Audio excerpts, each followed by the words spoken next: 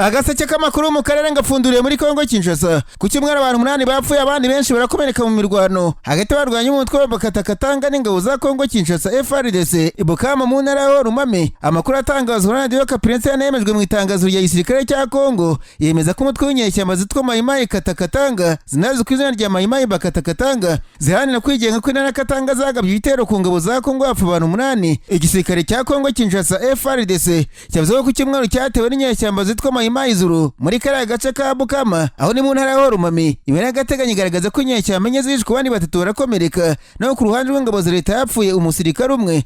FARDC yavuze ko nyuma y'igitero ubuzima bwasubiye ku murongo ndetse kavuga ko abaturage bo muri Kera gace bakwiye gutekana kubera ko hafashwe ingamba zo kubarindira umutekano nk'uko umuyobozi w'agateganyo wa teritwari bitangaza ngo bakomerekejwe n'amasasu basaba kwimurirwa mu bigo nderabuzima bifite ibikoresho bihagije kugira ngo bavurwe neza. Maduka Karenga yasobanuye ko hari haje ingabo za FARDC zo kongera ingufu bagenzi babo mbere yo kuva mu gice nk'uko inkuru Radio Kapi bitangaza. Ubuyobozi bwa gisivile bwagaragaje kandi ko abandi bantu 8 bakomeretse bamaze kwinjizwa mu bitaro. Maduka Karenga wongeye gusaba leta n'intara ndetse n'igihugu gutanga ubufasha ku bakomeretse. Hagati aho umuhuzabikorwa w'ihuriro Alliance Fleuve Congo rikorana n'Ventura buri kabariyo igice kinini cya Kivu Amajyaruguru na Kivu Amajyepfo yasabye ibisobanuro ku bijyanye n'ibiganiro bishya iryo huriro ryatumiwemo. Iwari yoherejwe Perezida wa Angola Joel Lourenço unayoboye umuryango wa Afurika yunze ubumwe yageze hanze isaba ibisobanuro ku biganiro bishya bizabera muri Angola. Ko Hunene Nango umuhuzabikorwa wa Ventura yigaragaje ko Perezida Tshisekedi akomeza gukina muzunga bityo bikaba biteye impungenge kuba haje igitekerezo cy'ibiganiro bishya bishobora kuba ari we ubigiramo ijambo akaba yabagamije kubeshya abantu bose bireba kuko ngo biri mu kamenyero ko mu gihe abonye ko inzira yari yatangiye itamunyuze. Ibaruwa yandikiwe Perezida wa Angola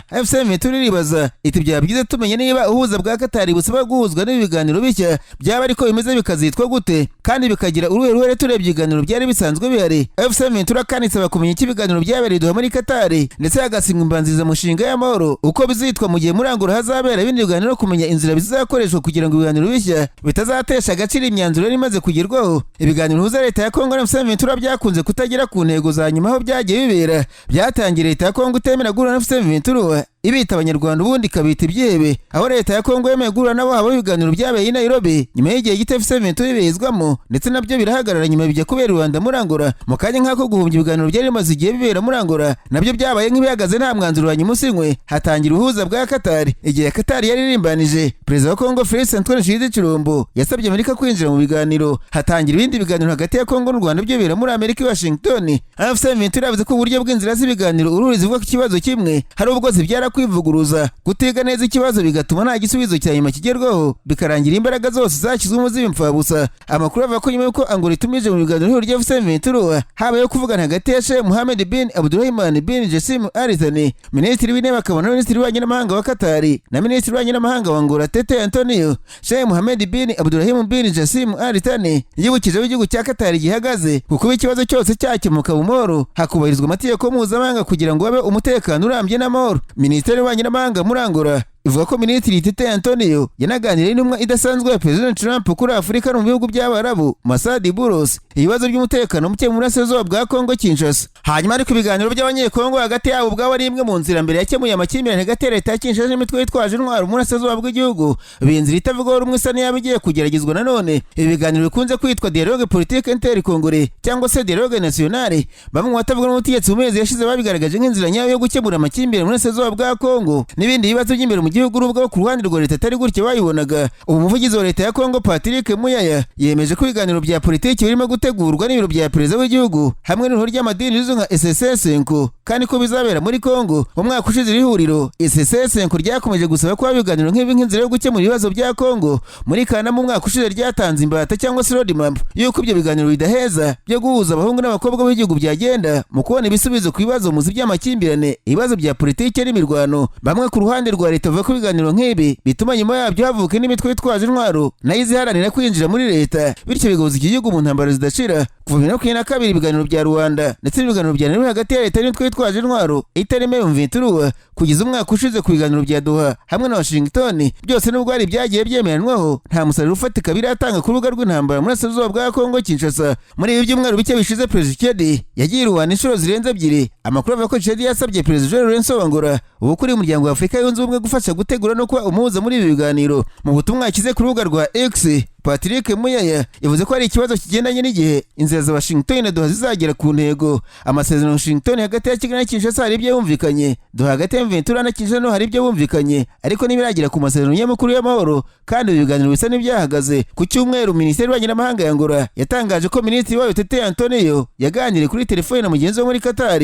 hamwe n'intumwa nkuru ya Perezida Trump kuri Afurika ku kibazo cy'umutekano muri Kongo. Ibi bigaragaza ko Angola yabigiye kongera kuba umuhuza mu bindi biganiro itaratangaza ku mugaragaro, ariko ikaba irimo kubanza kubimenyesha cyangwa se kugisha inama Washington na Doha, nk'uko mwarimu akaba n'inzobere muri politike mu karere waganiriye n'ikinyamakuru BBC bivuga. Mu gihe cy'intambara ya kabiri ya Kongo 2001 i Lusaka muri Zambia na Addis Ababa muri Ethiopia hatangiye ibiganiro hagati y'Abanyekongo. Umuhuza wabyo yari uwahoze ari Perezida Botswana Ketumine Kwete John Masire. Ibi biganiro byaje kugeza ku guhagarika intambara no kwinjiza bamwe mahoze mu mutwe w'inyeshyamba mu nzego za leta n'igisirikare. Timosi Joel, umwarimu wa siyansi politiki muri kaminuza yo muri Kenya na Tanzania, yabwiye cyo gitangazamakuru cy'Abongereza ko leta ya Chad yakomeje kwanga ibiganiro nk'ibi kuko izo umwanzuro byagiye biba mbere. Atubwo no kumvikana imitwe y'inyeshyamba no kwinjiza mu butegetsi, ibyo bihangayikije Chad kuko ikibazo afite gikomeye M23, kandi ibiganiro nk'ibi ntacyo byagira uwo mutwe utarimo. Muribuka ibya Nairobi baganira imitwe M23 itarimo ntacyo byatanze. Hari amakuru ava ko M23 amaze gutumirwa muri Angola mu biganiro nk'ibyo igihe intambara zari zikaze mu ntangiriro z'umwaka ushize, mu gihe Kinshasa yari yaravuze ko itazegera iganira M23.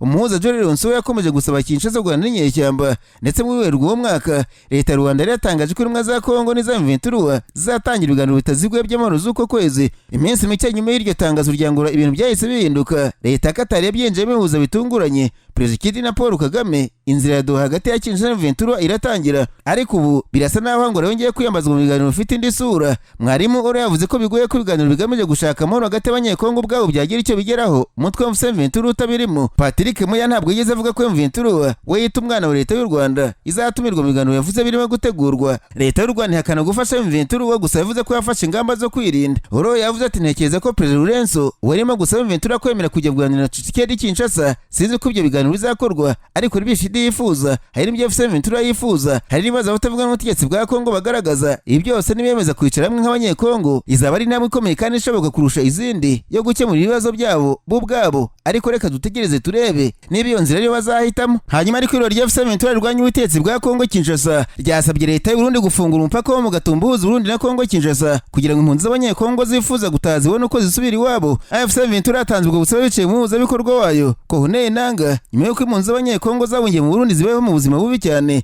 Nanga mu butumwa yageneye Perezida Evariste Ndayishimiye w'u Burundi yavuze ati dushingiye ku kibazo cy'ubutabazi gikomeje gukomera cyane ku baturage bacu babungiye ku butaka bw'u Burundi, turasaba mu cyubahiro ko umupaka wafungurwa kugira ngo abyifuza babashe gusubira mu gihugu cyabo banyuze ku mupaka wa Gatumba mu mutekano, mu cyubahiro no mu ituze. Nanga yibukije Ndayishimiye ko ku ruhande rwa M23 hafashwe ingamba nk'izo zo kohereza abaturage b'u Burundi gusubira mu gihugu cyabo. Ibyo yahere basaba ko n'abaturage b'Abanyekongo muri iki gihe bari mu Burundi bafatwa mu buryo bungana n'ubwo. Burundi bucumbikiye impunzi zirenga 100,000 z'Abanyekongo babuhungiyemo ubwo mu kwezi gushize muri Kivu Majyepfo haberaga imirwano ya M23 yigarura umujyi wa Uvira. Amakuru yavuze ko izo mpunzi zibaye mu buzima bubi cyane ku buryo hari n'izibarirwa muri 50 zimaze gupfa kubera inzara, kubura aho kuryama ndetse n'uburwayi by'umwihariko ku cyorezo cya Korera. Leta y'Uburundi biciye mu munyamabanga mukuru w'ishyaka CNDD riri ku butegetsi Reverien Kuriyo iherutse gutangaza ko nta gahunda ya vuba ihari yo gufungura umupaka wo mu Gatumba, ndetse yavuze ko uwo mupaka uzafungurirwa kimwe n'u Burundi buhuriweho n'u Rwanda. Hanyuma ariko Sonia Roland, umukinnyi wa filime n'abanyampinga b'Ubufaransa muri bibiri, yavuze ko leta ya Kongo Kinshasa iza gukorana n'u Rwanda kuva mu myaka 30 ishize. Uyu munsi bari cyo gihugu gikize kurusha ibindi muri Afurika. Yabitangaje mu kiganiro cyanyuze kuri YouTube ya Refinere de Tabu, aho yasobanuye ko imwe mu mpamvu zatumye intambara y'uburasirazuba bwa Kongo imara igihe kirekire ariko ubutegetsi bw'iki gihugu bwahaye ubuhungiro bagize muri jenoside yakorewe abatutsi mu Rwanda, nyamara buzi neza ibyaha bakoze. Sonia yagaragaje ko Kongo ikomeje gushinja u Rwanda ibibazo byayo, yakabaye yarigiriye ku rugero rw'iterambere rw'u Rwanda, cyane ko mu myaka 30 ishize rwagaragaje iterambere rifatika mu bukungu no mu miyoborere. Yavuze ko imari igaragaza iterambere ry'u Rwanda aho ubukungu bwarwo bwazamutse ku gipimo cy'8% mu myaka 12 ishize, kandi abagore bakabangana 34% y'abagize inteko ishinga amategeko. Yongeye ko u Rwanda ari urugero rw'igihugu cyavuye mu gusenyuka kikiyubaka gishingiye ku bumwe n'ubwiyunge, abo n'abana bakoze jenoside n'abarangije ibihano bahawe amahirwe yo kongera kwinjira mu buzima bw'igihugu no gutanga umusanzu mu iterambere. Nararanganije amaso ibinyamakuru byandikirwa mu Burundi. Abanyamakuru bakize amakaramu ku mpapuro barandika. Mansiko makuru aturuka mu gisirikare cy'u Burundi yemeza ko hagati ya tariki 29 Ukuboza n'itariki 4 Mutarama uyu mwaka igihugu cyohereje bundi bushya abasirikare bacyo muri Kongo Kinshasa. Amakuru yavuze ko abasirikare boherejwe gufasha ku rugamba ihuriro ry'ingabo za leta ya Kongo zirwana M23 no gukaza umutekano mu duce dufatwa nk'utw'ingenzi turimo Ibokoboko, Puwezero ndetse na Mirimba two muri teritwari ya Fizi ndetse n'ibice by'intara Tanganyika by'umwihariko umujyi wa Karere usanzwe n'umurwa mukuru wayo. Ikinyamakuru SOS Media Burundi cyavuze ko igikorwa cyo kongera kohereza ingabo z'Uburundi muri Kongo Kinshasa cyabereye mu birindiro by'ingabo z'Uburundi zirwanira mu mazi rere mu cyahoze ari intara Rumonge ku nkombe z'ikiyaga cya Tanganyika.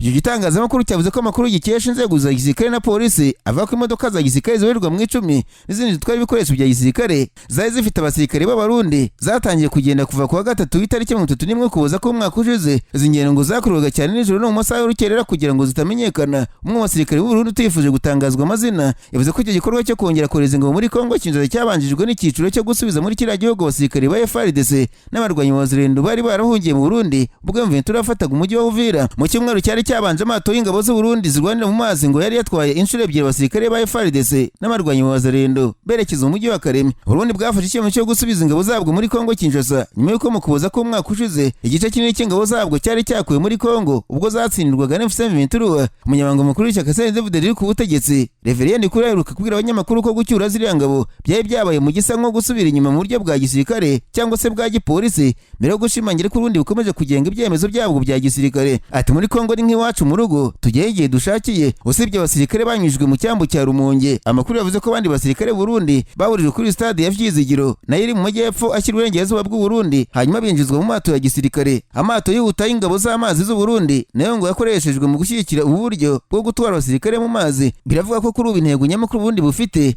ari ukongerera imbaraga abateye ebyiri z'ingabo zabwo zari zarasigaye muri Kongo Kinshasa mu gihe igitutu cya gisirikare cy'Abanyekongo gikomeje kwiyongera. Amakuru kandi yavuze ko inzego z'umutekano z'u Burundi zirimo gushaka gukumira ko Karere yafatwa dore ko uyu mujyi usanzwe ufata nk'inkingi ikomeye mu ntara ya Tanganyika. Kuri ubu hari impungenge zo ko umujyi wa Karere ushobora gufatwa nyuma y'uko Uvira na Burundi bwari bwarashyizeho imbaraga zose ifashwe mu kwezi gushize kwa 12. Agaseke k'amakuru mu Karere ngafunikire muri Uganda. Abanyamakuru bakojeje ba muri no barandika banditswe imiryango ufite abantu bayo bafunzwe yateraniye mu rugo rwa Dr. Kiza Bose gikora amasengesho yo gusaba ubutegetsi kurekura imfungwa zose za politike mbere y'amatora ya perezida ategerejwe kuwa 4 mw'iki cyumweru. Ikinyamakuru Daily Monitor cyavuze ko aya masengesho yitabiriwe n'abantu banyuranye ndetse n'umugore wa Dr. Kiza Bose wavuze ko umwuka wa politike mu gihugu umaze gushyuha kubera ubutegetsi bwa perezida Museveni burenganya abaturage cyane cyane abamurwanya. Madame Winnie ikinyamakuru kimusubiramo avuga ko nta matora cyangwa se ibikorwa bya politike muri Uganda kuko utasobanura uko batavuga ubutegetsi badashobora gukura ngo bakore inama bataye badakubitswe n'abashinzwe umutekano. Uyu mugore wa Dr. Kiza Bose watanye kane kose gutegeka Uganda atsindwa yasabye abanyamashyaka arwanya ubutegetsi bose ko bakangurira abayoboke babo kurinda amajwi yabo mu matora yo kuwa 4.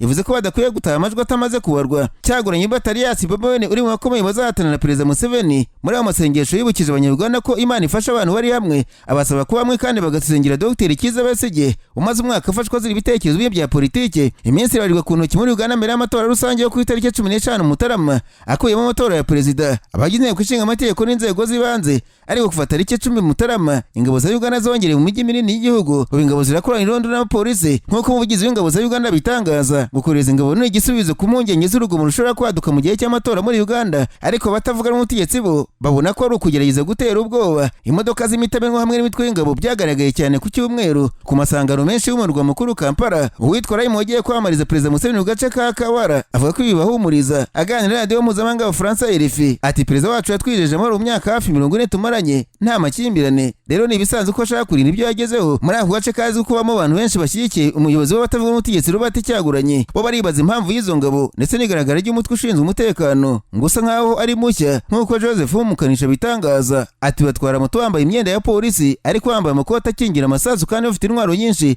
Nayibonye bwa mbere kuwa 6 sinzi icyo bakora baba bagendagenda. Ibikorwa byo kwiyamamaza biracyakomeje aho biteganyije ko abakandida bombi nyamukuru biyamamaza mu murwa mukuru Kampala kuri uyu wa mbere ku munsi wa nyuma yo kwiyamamaza mbere y'amatora azaba mu minsi 3.